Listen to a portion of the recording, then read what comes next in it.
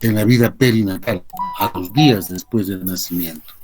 Sin embargo, en muchas personas esto persiste, y a eso se llama persistencia del conducto arterioso o conducto arterioso permeable o ductus. Todas las denominaciones se refieren exactamente a lo mismo. Aquel conducto que se debería obliterar, se debería cerrar completamente, permanece abierto por algunas razones. Ese es el tema del día de hoy. La persistencia de este conducto es cuando el ductus está abierto y tiene flujo más allá del periodo neonatal en niños nacidos a término. Porque es más frecuente esta patología en niños pretérmino. El término ductus arterioso permeable quedaría restringido al periodo perinatal y especialmente a prematuros.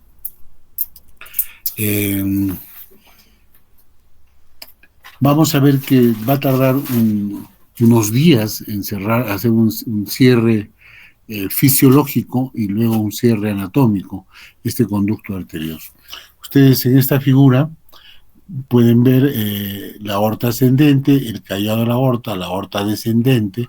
Aquí sale la arteria pulmonar, la división de la arteria pulmonar en las arterias pulmonar izquierda y derecha, y aquí un conducto que une la arteria, el tronco de la arteria pulmonar con el inicio de la aorta descendente, básicamente en la parte distal de la subclavia izquierda o el nacimiento de la subclavia izquierda. Como recordaremos, el ductus deriva del sexto arco aórtico que conecta el tronco de la arteria pulmonar con la aorta descendente distal al origen de la arteria subclavia izquierda. En el recién nacido, este conducto, en el recién nacido a término, este conducto tiene el mismo tamaño que la aorta descendente.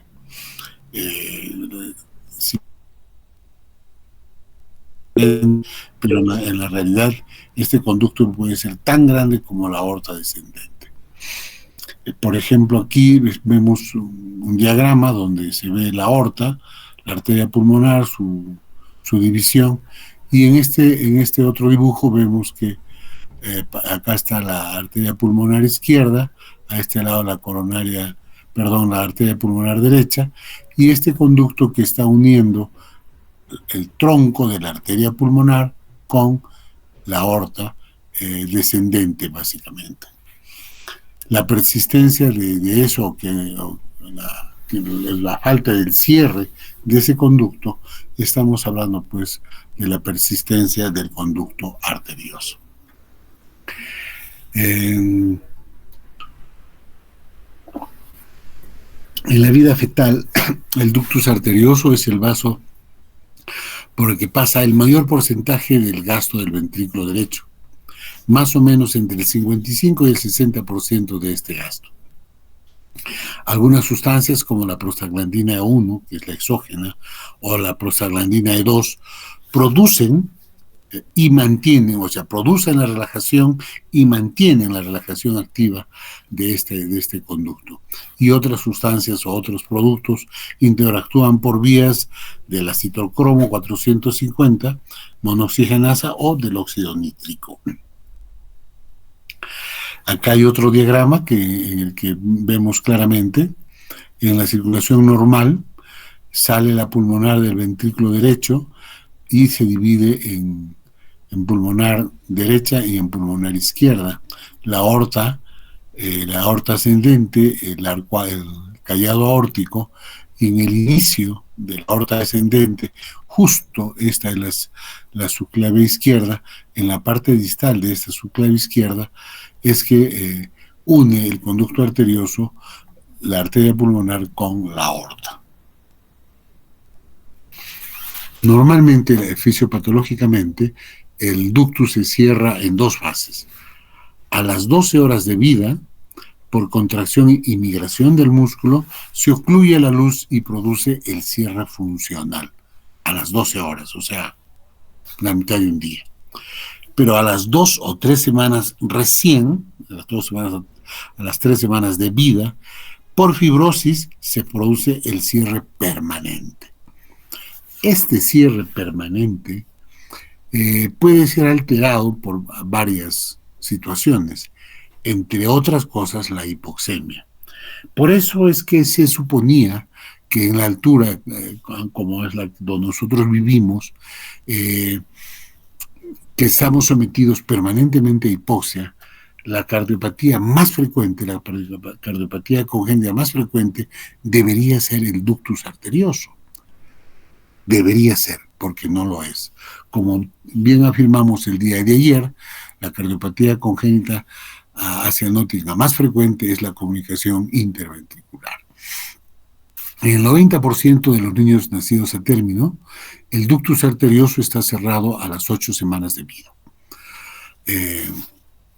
Factores como el aumento de la presión arterial, de la presión parcial del oxígeno y la disminución de la prostaglandina E2 y algunas alteraciones genéticas determinarían la deficiencia de la acción del músculo liso frente a un aumento del tejido elástico, y esto predispondría a la persistencia del ductus arterioso, o sea, de esta cardiopatía congénita.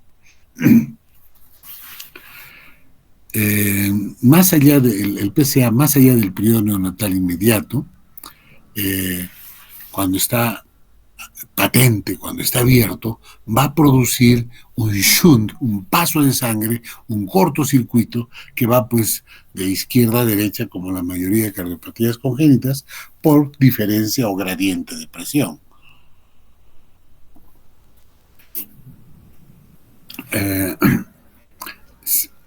Sin embargo, aquí se produce un cortocircuito de izquierda a derecha, pero hay un aumento del flujo pulmonar. Este aumento del flujo pulmonar aumenta el flujo en la aurícula izquierda, en el ventrículo izquierdo, y eso aumentaría la precarga. Este aumento de precarga va a producir una dilatación y un aumento de la presión telediastólica del ventrículo izquierdo. Esto, si no es en una cantidad manejable por el lado izquierdo del corazón, va a producir, por ejemplo, edema pulmonar y fallo cardíaco izquierdo por el aumento del flujo y el aumento de la presión telediastólica del ventrículo izquierdo.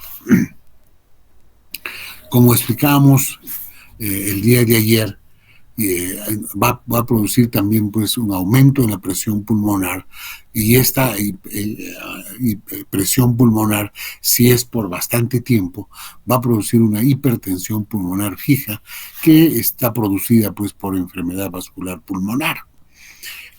Cuando se produce esta enfermedad vascular pulmonar es porque ya existe alteración de la íntima, produce trombosis y proliferación fibrosa en los vasos pulmonares. En estos casos, el ductus persiste, pero el cortocircuito se invierte y pasa el cortocircuito invertido de derecha a izquierda. Al contrario, en cambio el otro es de izquierda a derecha, ¿no? De izquierda a derecha es por la diferencia de presión, pero acá si aumenta la presión pulmonar, va a aumentar la presión en la arteria pulmonar y el flujo va a ser de derecha a izquierda, un cortocircuito invertido. Este cortocircuito de sangre puede llevar a la insuficiencia cardíaca y generalmente produce un aumento de la presión pulmonar, pero puede producir un aumento de la presión pulmonar persistente o permanente, hablándose de una hipertensión pulmonar. ¿Por qué está causado esto? Pues este shunt que va a producir aumento de la presión capilar pulmonar. Eso es producido por aumento de la precarga. El aumento de la precarga es producido por la sobrecarga de volumen en las cavidades izquierdas. Esto va a producir un aumento de la presión de fin de diástole y va a producir una congestión retrógrada. Todo esto es un círculo fisiopatológico que va a descompensar tremendamente al recién nacido. Ojo que no solamente el recién nacido se puede descompensar, es si el ductus es pequeño y no causa mayor problema al principio, esto puede pasar en el tiempo. Lo cierto es que estos pacientes, si no son intervenidos oportunamente, pueden producir una alteración permanente en la vasculatura pulmonar y eso va a impedir ciertas terapias. Sin embargo, por esas paradojas de la vida, yo tengo hospitalizada en el servicio una señora de 50 y tantos años de edad que hace 6 años, ya bastante entrada en la edad adulta, ha sido intervenida cardiológicamente por catéter. Generalmente esto no sucede, pero en Lima, en la clínica Ricardo Palma, le hicieron el procedimiento y la señora ya tiene una sobrevida de 8 años y está bastante bien de salud. Hablando de epidemiología, uno de 2.000 a 2.500 recién nacidos vivos presentan esta patología, lo que representa más o menos el 5 a 10% de todas las cardiopatías congénitas. Es más frecuente en niños en una proporción de 2 a 1 y la tasa de muerte sin tratamiento es más o menos de 30%. Es más frecuente en los recién nacidos con bajo peso para la edad gestacional y representa más o menos el 20% en prematuros menores de 32 semanas, el 6% en prematuros más de 28 semanas y entre el 25 y 40% en prematuros que tienen peso menos de 1.500 gramos. O sea, es importante no solamente la edad, sino el peso para la edad gestacional. Hay factores asociados, por ejemplo, actualmente la rubiola está casi ausente, desaparecida de las patologías que atacan a los niños, pero cuando da rubiola o daba rubiola, durante el primer trimestre del embarazo, esto producía hasta en un 60%, se asociaba con persistencia y conducto arterioso. Y además, esto se asociaba a enfermedades arteriales pulmonares y lesiones arteriales renales. También hay una mayor incidencia asociada a teratógenos. ¿Como cuáles, por ejemplo? ¿Qué teratógenos? La corticoterapia prenatal, el salbutamol con terbutalina, el alcohol, las anfetaminas, los anticonvulsivantes, la fenitoína. Todas estas sustancias se pueden asociar también a esta patología de la persistencia del conducto arterioso. Algunas cromosomopatías como el XXY en el par 14 y se piensa que existe una base hereditaria multifactorial. ¿Qué clínica produce esta patología? La persistencia del conducto arterioso. La clínica va a depender del tamaño del ductus, de la cuantía de sangre que pasa por este cortocircuito que une la arteria pulmonar con la aorta. La relación entre la resistencia vascular pulmonar y la resistencia vascular sistémica y la sobrecarga de volumen hacia el miocardio. De esto va a depender la sintomatología que tengan estos pacientes. Cuando hay un shunt de izquierda a derecha, o sea, de la circulación izquierda hacia el lado derecho, del lado izquierdo del corazón hacia el lado derecho del corazón, primero va a haber un aumento de diámetro y de longitud y eso va a llevar también a un aumento de la resistencia. Va a haber una diferencia de presión entre la aorta y la arteria pulmonar. Esta diferencia de la resistencia vascular, esto va a producir una diferencia entre la resistencia vascular sistémica y la resistencia vascular pulmonar. Y esto nos va a dar, nos va a diferenciar respecto a las manifestaciones clínicas. En los pacientes pretérmino, donde es más frecuente eh, la clínica de esos pacientes, ¿qué vamos a encontrar? Vamos a encontrar pulsos saltones, pulsos que son bastante amplios. A la palpación vamos a encontrar un precordio hiperactivo. A la auscultación vamos a ver niños con frecuencia cardíaca elevada. Allí se puede sentir un ritmo de galope diferente del latido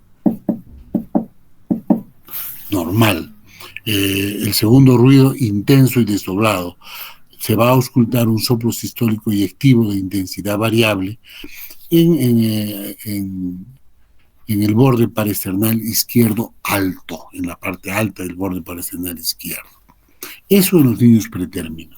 En cambio, en los niños a término, pueden haber pacientes completamente asintomáticos, pero que además, cuando ya tienen sintomatología, se va a encontrar pulsos amplios, precordio hiperactivo, soplo continuo, sistodiastólico. Hablamos de un soplo continuo cuando ocupa los dos espacios, el espacio sistólico y diastólico, es un soplo continuo, sistodiastólico. Y también se puede hablar de un soplo en maquinaria. En maquinaria, haciendo remembranza a los sonidos maquinaria de la máquina de Gibson, que era cuando en los años 1800 se utilizaba mucho el ferrocarril y había la maquinaria de Gibson que era la locomotora que jalaba los trenes y eso hacía un ruido característico que ocupaba tanto todo el espacio y haciendo comparación con el ciclo cardíaco ocupaba el espacio sistólico y el espacio diastólico haciendo un soplo continuo en maquinaria. ¿Dónde se encuentra esto? Dijimos, en el espacio paraesternal izquierdo y generalmente podría ser no solamente en la parte alta sino en un espacio mucho más amplio. Estos pacientes podían tener también signos de insuficiencia cardíaca congestiva. En los recién nacidos pretérminos existen pacientes que podían estar con la patología del ductus, pero que no tenían enfermedad pulmonar. ¿Cuáles son esos pacientes? Pacientes con menos de 1.500 gramos, donde se ausculta un soplo sistólico leve. O se puede escuchar también un soplo sistodiastólico, como el que nos referimos hace un momento, pero puede no haber insuficiencia cardíaca. El manejo de estos pacientes es un manejo médico y se puede encontrar el cierre del ductus en 2 a 3 meses de vida. Cuando el ductus tiene enfermedad pulmonar en recuperación, estos pacientes pesan entre 1.000 a 1.500 gramos y tienen un síndrome de estrés respiratorio idiopático. Estos pacientes suelen estar en un aditamento para respirar que se conoce como CPAP y que además recibe terapia con fluidos. Aquí hay una mala constricción del conducto arterioso y se va a auscultar un soplo sistodiastólico intenso. Pueden haber signos de insuficiencia cardíaca, hipertrofia de las cavidades izquierdas, o sea, ventrículo y aurícula izquierda. Cuando el ductus tiene una enfermedad pulmonar concomitante, estos pacientes tienen menos de 1.500 gramos de peso y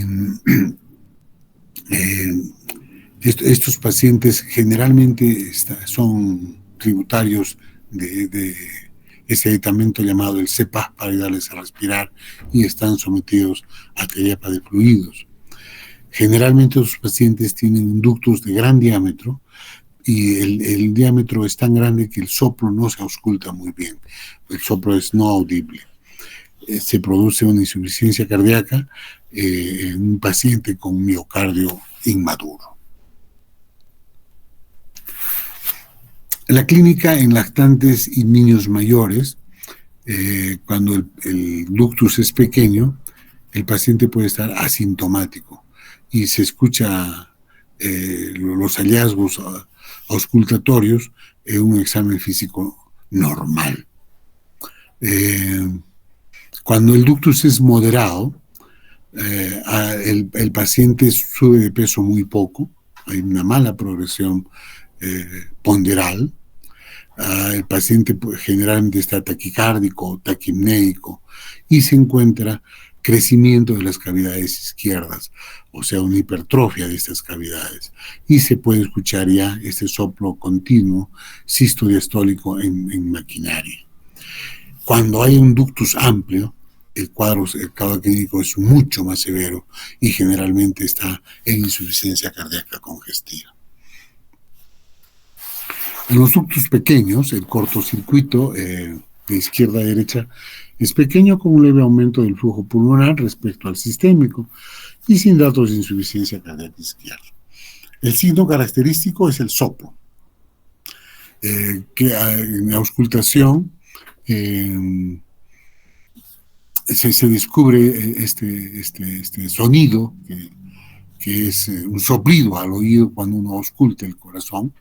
Excepto en los casos de rubiola congénita, el desarrollo de estos pacientes es normal, pero cuando hay rubiola suele haber alteraciones en el desarrollo.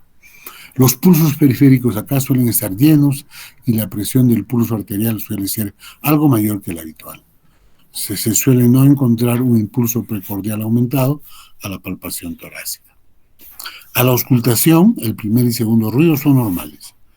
Y a veces hay un soplo que no se ausculta en el neonato, aparece cuando baja la resistencia pulmonar, se encuentra un soplo sistólico en niños pequeños y luego, o sea, se encuentra ya un soplo continuo, o sea, sistodiastólico en niños mayores, donde se ausculta mejor en el segundo espacio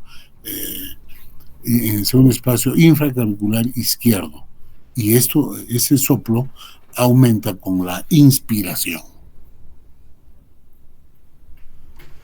¿De qué exámenes nos vamos a valer para hacer el diagnóstico? El electrocardiograma, la radiografía de tórax, en muchos de esos pacientes pueden ser normales, salvo una leve prominencia del tronco de la arteria y las arterias pulmonares en la radiografía.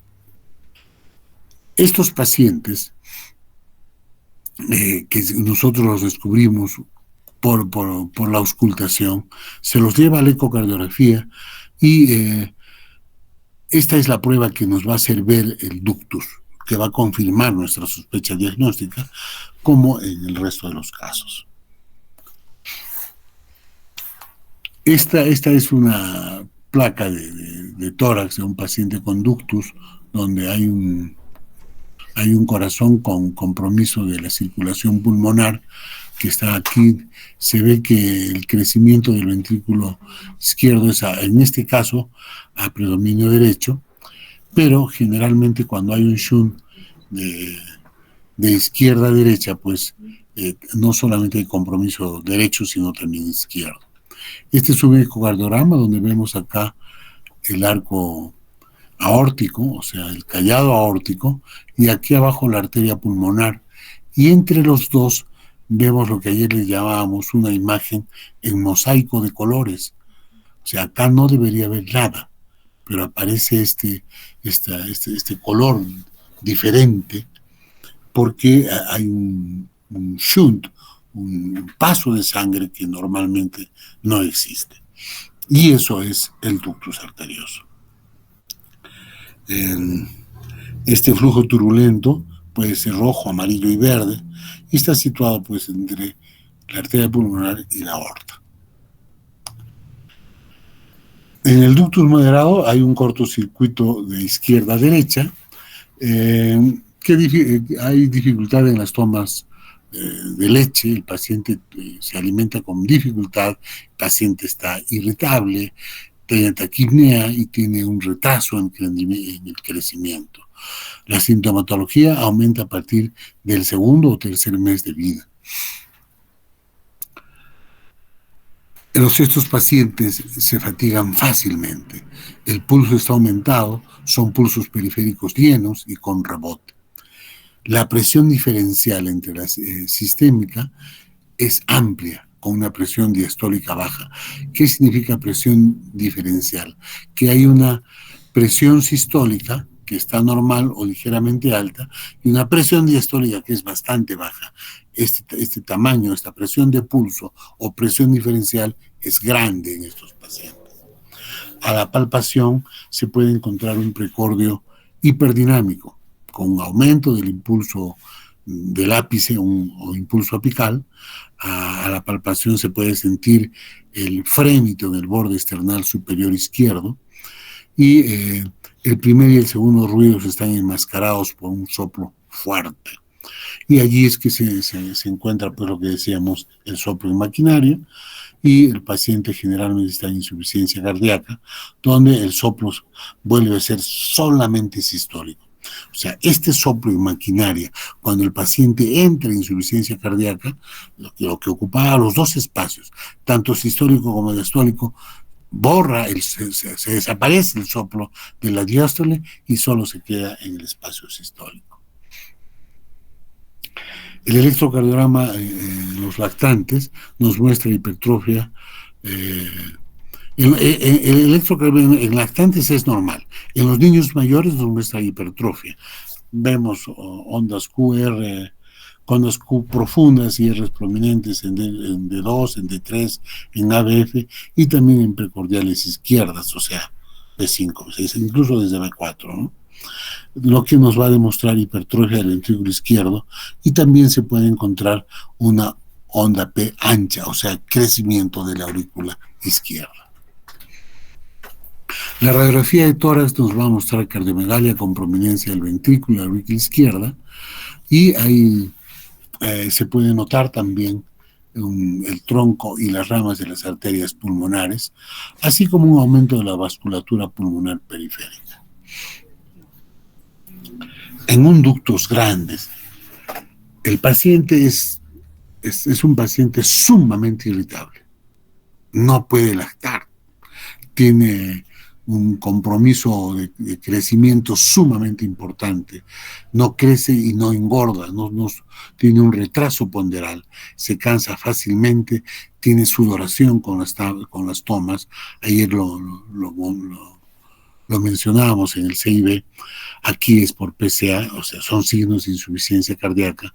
El paciente está con taquipnia, tiene un tiraje como si hubiera un problema de infección respiratoria, que además estas infecciones respiratorias complican frecuentemente a estos pacientes porque la congestión va a predisponer a la congestión pulmonar por esta sobrecarga de volumen que va de izquierda a derecha, va a predisponer, pues, a estas infecciones pulmonares.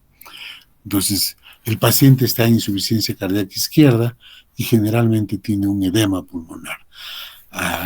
Los pulsos generalmente son saltones y la presión arterial sistémica tiene una diferencial amplia entre la presión sistólica y la presión diastólica. Les decía, el precordio, como en el ductus mediano, aquí en este grande también es hiperdinámico. Hay un impulso en el ventrículo izquierdo y la punta del corazón es fácil palparlo, incluso verlo. Ustedes ponen la mano y van a palpar el soplo, a lo que nosotros llamamos frémito. El primer y segundo ruido están acentuados y el tercer tono, en el ápice del corazón, también se va a sentir muy bien. Allí se va a escuchar un soplo sistólico rudo, donde es más audible este soplo sistólico rudo, es en el foco pulmonar, en el tercer y cuarto espacio intercostal. El foco pulmonar generalmente es en el segundo y tercer espacio intercostal, pero esto se amplía hasta el tercer o cuarto espacio intercostal. El soplo se extiende a toda la sístole y ocupa el primer tercio de la diástole. Es raro en los ductos grandes el soplo continuo. El soplo continuo o en maquinaria se encuentra más en los ductos medianos. En el electrocardiograma vamos a ver crecimiento del ventrículo izquierdo, Q profundas, R prominentes, las T pueden ser difásicas o invertidas y hay un crecimiento auricular izquierda con P anchas. En la radiografía de tórax, ahí se va a ver la cardiomegalia, que está a expensas de la aurícula y del ventrículo izquierdo. Cuando crece el ventrículo izquierdo va a ir hasta el reborde costal, como se ve aquí. Crecimiento del tronco y de las ramas pulmonares. El crecimiento de la aurícula izquierda puede colapsar algún bronquio lobar produciendo atelectasias o enfisema pulmonar. Cuando hay un ductus hipertenso, o sea, un ductus más hipertensión pulmonar, generalmente es en pacientitos a partir del 6º mes. Y estos pacientes tienen ya una enfermedad vascular pulmonar con hipertensión pulmonar fija, o sea, que ya hay cambios anatómicos. El soplo sistólico se acorta y desaparece el componente diastólico, lo que les decíamos hace un rato, ¿no? El paciente que tenía un soplo sistodiastólico se vuelve más corto y solamente ocupa la sístole. El segundo ruido permanece acentuado y el segundo ruido y más el componente pulmonar del segundo ruido. Los cambios pueden ser irreversibles a la edad de 15 o a 18 meses. El impulso precordial se desplaza a la derecha. Esto generalmente es cuando los ductus son de tamaño, digamos, mediano y tamaño grande. Hay algunos pacientes que tienen un ductus pequeño y que pueden durar mucho más tiempo para hacer hipertensión pulmonar irreversible, como es el caso de la paciente que tenemos hospitalizada ahora en el servicio de medicina en nuestro hospital. La radiografía de tórax se aprecia una disminución de la vasculatura pulmonar y de la cardiomegalia previa cuando ya hay hipertensión pulmonar. Estos pacientes además tienen cianosis, el paciente está morado, tiene una disnea con el ejercicio y finalmente llega a ser disnea en reposo. Y eso se ocasiona o se produce por un cortocircuito de derecha a izquierda, o sea, un flujo invertido por aumento de la presión en las cavidades derechas. El electrocardiograma hace una hipertrofia del ventrículo derecho con ondas R marcadas en las precordiales derechas, así como ondas P altas, picudas, como dato de crecimiento de la aurícula derecha. No sé si se acuerdan cuando hablábamos que cuando crece la onda P hacia arriba es porque no se puede ir al horizontal y eso es un signo de crecimiento auricular derecho.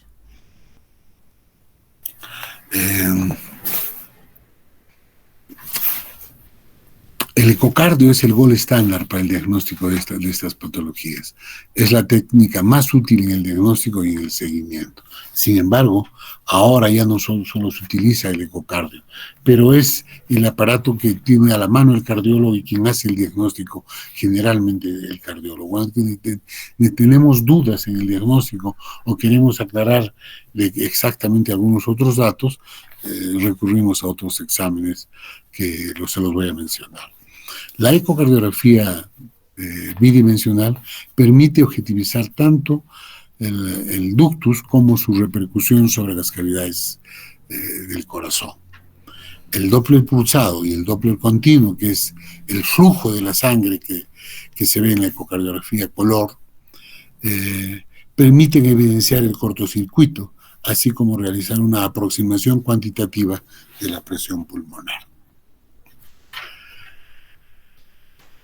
En estos pacientes hay que valorar la dirección del shunt y el patrón del flujo, o sea, si el shunt es de izquierda a derecha o de derecha a izquierda y cómo es ese patrón. el diámetro interno del ductus, porque ese diámetro interno del ductus va a depender si es muy grande o pequeño, qué es lo que se va a hacer, si se va a hacer una intervención por catéter o se va a hacer una cirugía. Eh, hay que determinar la función cardíaca para ver qué otras medidas tomamos, y también se debe hacer una relación entre la aurícula izquierda y la raíz de la aorta.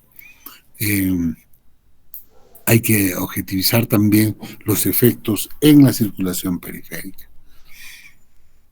Y ahí acá están algunas imágenes de, del ductus y este mosaico de colores que, que, nos, está, que nos está mostrando.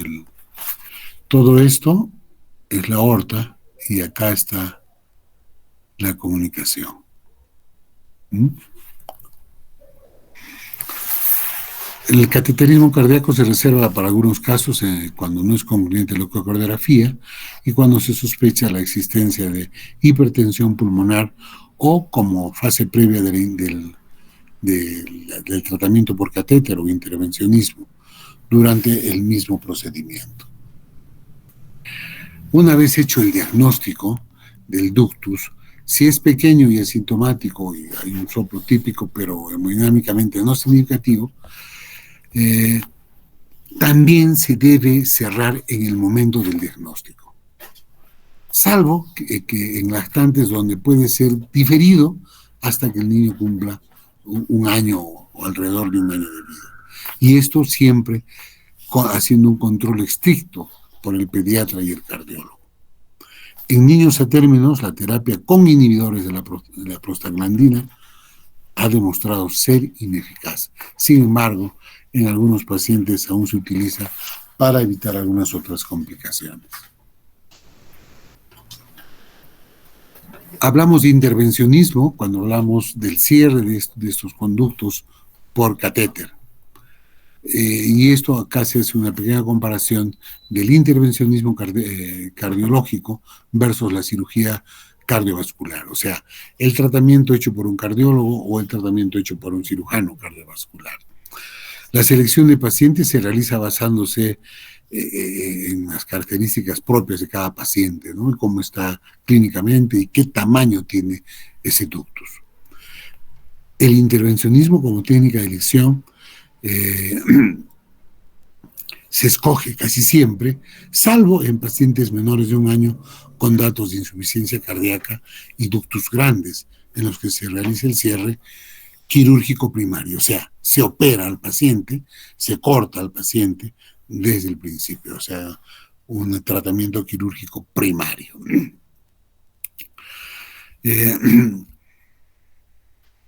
Este tratamiento por catéter o por intervencionismo cada vez se utilizan más, y acá tenemos algunos dispositivos que tienen más o menos la misma función que que les mencionaba ayer en el CIB, pero acá hay que ocluir no el septum, sino más bien el conducto arterioso, y funciona casi de la misma manera.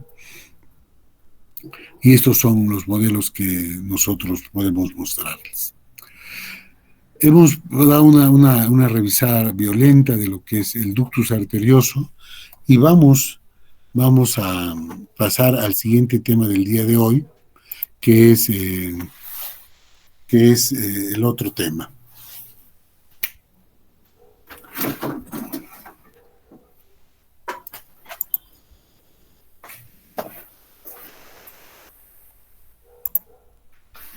¿Dónde está?